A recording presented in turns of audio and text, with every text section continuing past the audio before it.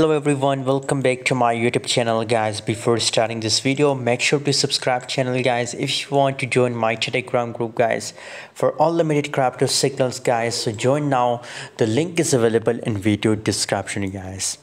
And guys, especially if you want to make money from cryptos, must join my Telegram group guys. 8.52%, 8.61% gains in last 24 hour. Massive pump occur in a Cocos coin in just not one day pump from last few days guys. I saw Cocos coin is a top gainer on Binance future guys. So how much long it will continue this pump guys? Let's see.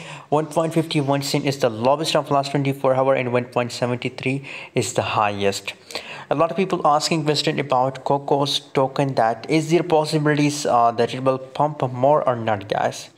So according to my prediction guys, maybe for a little bit guys it will dump guys. Currently 1.50 US dollar is my target. 1.50 cent is my target for Cocos coin, that it will dump guys, and 1.50 cent is the best entry zone for Cocos coin guys. By the way, what's your opinion about Cocos? Please share in the comment box.